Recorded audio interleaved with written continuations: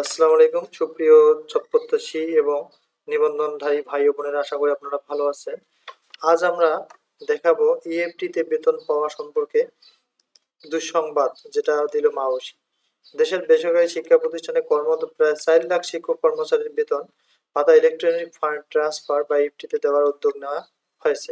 ইতিমধ্যে 2 ধাপে 2.5 লাখ কর্মচারীকে বেতন দেওয়া হয়েছে। আগামী সপ্তাহে আরো 84,000 বেতন পাবেন। ইএফটি তে বেতন পাওয়া শিক্ষক কর্মচারীদের তথ্য সংশোধনের সময় বেঁধে দেওয়া হয়েছে। এই সময়সীমার মধ্যে তথ্য সংশোধন না হলে ভাতা বন্ধ হয়ে যাবে বলে জানিয়েছেন মাধ্যমিক ও উচ্চশিক্ষা অধিদপ্তর। মঙ্গলবার মাওসির ফিন্যান্স অ্যান্ড প্রকিউরমেন্ট উইং, বেসরকারি মাধ্যমিক শাখা এবং education management information system cell সূত্রে এ তথ্য জানা গেছে। এ বিষয়ে ফিন্যান্স অ্যান্ড প্রকিউরমেন্ট উইং এর পরিচালক আবু সাইদ মজুমদার দ্য ডেইলি ক্যাম্পাসকে বলেন, শিক্ষক কর্মচারীদের দুর্দশার কথা বিবেচনা করে ভুল থাকার পরও তাদের বেতন দেওয়া হয়েছে। এই ভুলগুলো সংশোধনের জন্য 2 মাস সময় দেওয়া হয়েছে। 2 মাসের মধ্যে তথ্য সংশোধন না করলে সংশ্লিষ্ট শিক্ষক কর্মচারীদের বেতন ভাতা সাময়িকভাবে বন্ধ হয়ে যাবে। যতদিন তথ্য সংশোধন না করবে ততদিন তারা বেতন পাবে না।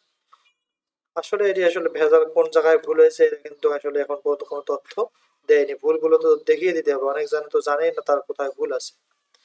মাওসির সূত্র জানিয়েছে, বেসরকারি শিক্ষক কর্মচারী ইএফটি তে বেতন দেওয়ার ক্ষেত্রে ইএমআইএস সেলে থাকার তথ্য অর্থ মন্ত্রণালয়ের আইবাসে পাঠানো হয়েছে।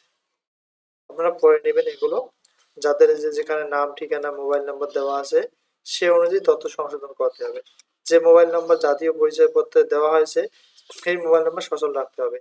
ব্যাংক অ্যাকাউন্টের ক্ষেত্রেও একই মোবাইল নাম্বার থাকতে হবে। এগুলো আগামী মার্চ মাসের মধ্যে সংশোধন করতে হবে। কর্মকর্তা আরো জানান, যারা ভুল তথ্য দিয়ে এমপিও করবেন তাদের শাস্তির আওতায় নিয়ে আসা হবে।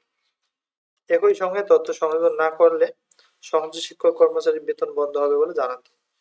শিক্ষক কর্মচারীরা আইডি পাসওয়ার্ড দিয়ে ড্যাশবোর্ড লগ ইন করার পর কোনো তথ্য সংশোধন করতে হবে সেটি দেখতে পারবেন বলেও জানান এই কর্মকর্তা। জানা গেছে, সরকারি কর্মকর্তা কর্মচারী ইএফটির মাধ্যমে বেতন ভাতা পান, তবে বেসরকারি শিক্ষা প্রতিষ্ঠান কর্মরত 8টি ব্যাংকের মাধ্যমে অ্যানালগ পদ্ধতিতে ছাড় হয়। এই অর্থ তুলতে শিক্ষকদের নানা বৈষম্য শিকার হয়, যা আসলে এখন পর্যন্ত আমরা কোনো দিক নির্দেশনা পাচ্ছি না। যদিও 3য় ধাপে বেতন ঢুকেছে, যে শর্ত দিয়েছে এরা কিন্তু এখনো ভালো মতো বলে নাই কোন সাইটে ঢুকে দেখতে হবে কোথায় প্রবলেম রয়েছে।